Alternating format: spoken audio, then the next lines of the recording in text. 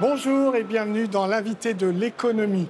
Je reçois le professeur Olivier Houllier, qui est cofondateur et directeur général d'Inclusive Brain, une start-up de la santé, mais qui est également président de l'Institut de l'intelligence artificielle chez Biotech Dental, qui propose des dispositifs médicaux pour les chirurgiens dentistes. Bonjour Olivier Houllier. Bonjour et merci de me recevoir. Allez, en 2-3 mots, c'est quoi Inclusive Brain ? Nous, on fait en sorte, avec de l'intelligence artificielle et des neurosciences, que les machines s'adaptent aux gens. Alors ça veut dire concrètement que... Concrètement, ça veut dire que vous et moi, en fonction du moment de la journée, on est plus ou moins stressé, plus ou moins fatigué, plus ou moins distrait. Et nos modèles d'intelligence artificielle vont permettre aux machines de ressentir ça et de nous proposer des solutions pour nous aider. Ça, c'est s'adapter à l'état dans lequel je suis pour l'instant. Et puis, il y a aussi le fait que certaines personnes sont en situation de handicap, il peut leur manquer un bras, peuvent être tétraplégiques. Et on a des solutions qui permettent aux machines de s'adapter à la physicalité des gens, à leur handicap, pour leur permettre d'avoir accès à l'éducation et d'avoir accès au travail. C'est vous qui avez aidé Nathalie, polyhandicapée, à porter la flamme olympique ? Avec mon cofondateur, Paul Barbast, nous avons développé une solution qui a permis à Nathalie, qui ne peut pas faire de mouvement volontaire de son bras, de commander par la pensée et par des mouvements de son visage un exosquelette de bras qui lui a permis d'avancer la main vers la flamme olympique et de participer au relais. Pour être très clair, c'est pas vous qui avez fabriqué l'exosquelette. L'exosquelette est fabriqué par une société française qui s'appelle Orthopus. On a rencontré au Handitech Trophy. Les deux sociétés, la nôtre et la leur, ont été vainqueurs du trophée. Et ils nous ont permis d'avoir la totalité des éléments techniques. Nous, on s'est chargé de l'intelligence artificielle et des modèles. Alors, le lien entre notre cerveau et la machine par la pensée, pour être très concret, ça passe par une puce, là, dans mon cerveau ou pas ? Il y a des électrodes qui permettent de capter l'activité électrique du cerveau. Le cerveau communique avec le corps de deux façons. Il envoie des signaux électriques et des hormones. Nous, ce qu'on capture, c'est le signal électrique, et l'intelligence artificielle permet de donner du sens à ces signaux électriques et de les transformer en commandes. Ça peut être faire avancer un fauteuil roulant, ça peut être à terme taper par la pensée des messages pour des personnes qui ne peuvent pas, ou pour des personnes qui sont en train de travailler sur une station de travail complexe, d'utiliser leurs deux mains et d'avoir en plus une commande qui est permise par la pensée. Alors, il y a d'autres projets que le vôtre, notamment celui d'Elon Musk, mais cette fois-ci, c'est invasif. C'est-à-dire qu'on met, là pour le coup, une puce ou je ne sais pas quoi, dans le cerveau. Vous avez choisi de ne pas faire cette solution. C'est non invasif. Pourquoi ? Parce qu'on souhaite déployer ça au quotidien, que ce soit dans le monde de l'éducation comme dans le monde du travail. Oui, donc pour des plus personnes facile. avec des objets du quotidien, des objets connectés. D'où, pour nous, l'importance de travailler avec des partenaires qui ne sont pas forcément dans le monde médical. On a signé un partenariat mondial avec Allianz Trade, qui est le numéro 1 mondial de l'assurance crédit, pour aider à l'inclusion des personnes en situation de handicap au travail dans un premier temps, à l'aide de nos solutions, et dans un deuxième temps, que ces solutions qu'on développe ensemble puissent bénéficier à l'ensemble des personnes qui sont au travail. Expliquez-nous concrètement ce que vient faire l'intelligence artificielle dedans. L'intelligence artificielle nous permet de donner du sens à un ensemble de signaux extrêmement complexes. Arriver à décoder ce qui se passe dans le cerveau, aujourd'hui, on n'y arrive pas totalement. On arrive à comprendre quelques petits bouts. Mais si vous ajoutez la compréhension du cerveau, avec la compréhension de certaines expressions du visage, avec le mouvement des yeux, avec l'intonation de ma voix, par exemple, ma respiration, mes pulsations cardiaques, l'intelligence artificielle prend toutes ces informations. Le mot technique, c'est multimodal, c'est-à-dire différents types d'informations, et les fait converger, leur donne du sens. Et ça permet de faire des interfaces et des machines qui s'adaptent et qui nous comprennent mieux. Aujourd'hui, il n'y a pas un secteur d'activité, public ou privé, qui ne bénéficiera pas de comprendre ce qui stresse, ce qui rajoute de la charge mentale ou ce qui distrait les gens. D'où le besoin de l'intelligence artificielle pour capter ces milliards de données sur le moindre geste, etc. Exactement. Est-ce que c'est pour ça que vous l'avez mis open source, votre algorithme ? Alors, ça fait partie des valeurs qu'on partage avec Allianz Trade. Quand on a fait le partenariat avec eux, on s'est mis d'accord sur le fait que ce que l'on développe, notamment dans ce qu'on appelle la commande mentale, cette commande qui ne nécessite ni mouvement, ni parole, ni toucher. Le modèle va être mis en open source, donc en accès libre, pour que les associations à but non lucratif qui s'occupent des personnes paralysées, des personnes en situation de handicap, puissent bénéficier de tous les efforts de R&D qu'on a fait dans le cadre de ce partenariat.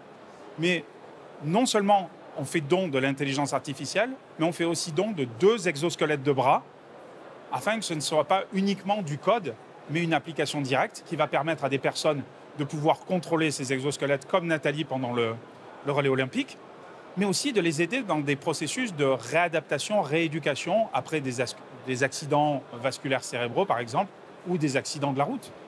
Vous en êtes où, votre société? Est-ce que là, ça produit intensément ce genre de solution ou on est encore à la phase de test? Les deux. Quand on fait de l'intelligence artificielle, on est toujours en phase de développement, d'amélioration des modèles, afin qu'ils soient plus précis, plus efficaces, et aussi pour qu'ils consomment le moins d'énergie et le moins de ressources possible. Parce qu'il y a une démarche de développement durable qui est extrêmement importante et à laquelle toutes les entreprises d'intelligence artificielle aujourd'hui devraient s'aligner sur ces questions-là. Pour nous, ce qui est important, c'est à la fois de continuer et de la recherche fondamentale, on travaille notamment avec IBM, des applications concrètes, comme le relais de la flamme olympique pour aider des personnes en situation de handicap, et plus loin avec Allianz Trade de pouvoir aider des personnes au travail. Et puis, ce que l'on fait pour utiliser cette intelligence artificielle pour mieux comprendre ce qui peut se passer dans la tête d'un patient ou d'un soignant pendant une opération chirurgicale. Avec le groupe Biotech Dental, on s'intéresse notamment aux questions de stress des patients. Il y a beaucoup de personnes qui, lorsqu'elles vont subir une opération de chirurgie dentaire, sont stressées. Arriver à comprendre le moment où la personne est la moins stressée peut améliorer le résultat de l'intervention. On a fait ça aussi avec des chirurgiens à Abu Dhabi, une première mondiale, où on a enregistré l'activité du cerveau de 2 chirurgiens qui enchaînaient des chirurgies orthopédiques. Et on s'aperçoit qu'au fur et à mesure, leur niveau d'attention, leur niveau de stress varie énormément, que les gestes sont plus ou moins automatiques, demandent beaucoup plus d'attention, et arriver à comprendre les moments où il faut leur demander de prendre une pause, par exemple, de se reposer, de respirer, ou d'avoir une petite conversation, afin que leur cerveau prenne l'air et qu'ils puissent revenir et éviter ce qui pourrait être une erreur médicale, est extrêmement important. Il y a des enjeux fondamentaux aujourd'hui de comprendre Mais le stress et l'attention. Votre technologie, pour qu'elle soit massive, on est d'accord que vous n'allez pas tous nous mettre des électrodes. Alors ça, comment vous allez faire? L'entreprise que je présidais, qui est numéro 1 mondial des électrodes, qui est basée en Californie, que j'ai quitté pour fonder Inclusive Brains avec Paul, cette partie des capteurs, elle est très importante aujourd'hui pour entraîner nos modèles.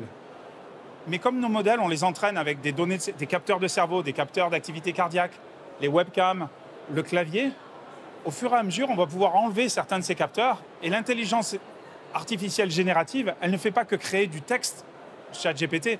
Elle permet aussi de recréer des informations du cerveau, de créer des informations du visage.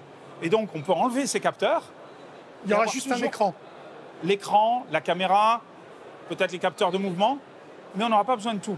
Ce qui est important aujourd'hui de comprendre, c'est que l'intelligence artificielle générative, pour beaucoup de monde, c'est du texte. Et les interactions entre vous et moi, les interactions entre les gens et leurs machines, c'est bien plus que du texte. Et c'est pour ça que nous, nos modèles, on les entraîne avec du texte, on les entraîne avec des intonations de la voix, des mouvements du visage, des expressions. Regardez, on se parle, moi je bouge beaucoup mes mains, vous acquiescez. Tous ces éléments-là, on doit entraîner les machines avec, les algorithmes, les modèles, pour qu'au final, on se rapproche le plus possible du fonctionnement du cerveau.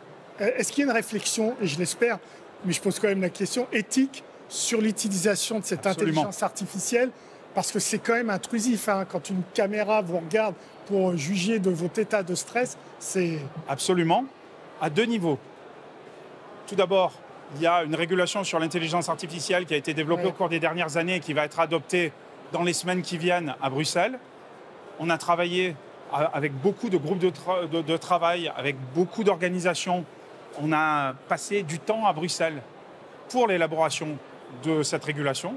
Ensuite, il y a la régulation qui est propre aux données biomédicales, aux neurosciences. J'ai fait partie des personnes qui ont introduit les neurosciences dans le Code civil français en 2011, dans la révision des lois de bioéthique. Donc nous, par définition, il y a suivre la loi avoir une approche éthique, avoir une approche inclusive, c'est-à-dire aussi que la technologie soit accessible au plus grand nombre. Parce que la technologie peut être exclusive. Une dernière question sur les finances. Vous en êtes où? Est-ce que vous avez besoin de financement? Nous sommes en recherche de financement, mais j'ai envie de vous dire, contrairement à beaucoup de boîtes qui ont le label IA, on fait aussi du chiffre d'affaires. Parce que moi, je considère, avec mon associé Paul Barbas, que du business, c'est avant tout du chiffre d'affaires qui rentre. Vous voulez le million en 2025, c'est ça? Le chiffre d'affaires, oui, bien sûr. Et on va attaquer une levée de fonds pour se développer. Vous avez évoqué tout à l'heure Elon Musk et Neuralink. On était, il y a quelques semaines, au sommet de Choose France, où le président de la République a fait venir les plus grands patrons étrangers. Et on a pu échanger, notamment avec les grands patrons étrangers, mais avec les autorités françaises, monsieur le Premier ministre, qui nous a proposé de nous soutenir pour devenir le Neuralink français, voire européen, qui est la boîte d'Elon Musk, à suivre. Merci Olivier Houllier pour toutes vos réponses. L'invité de l'économie est terminé, évidemment. Vous pouvez retrouver cette émission sur france24.com, sur nos réseaux sociaux et bien sûr sur nos podcasts. Au revoir.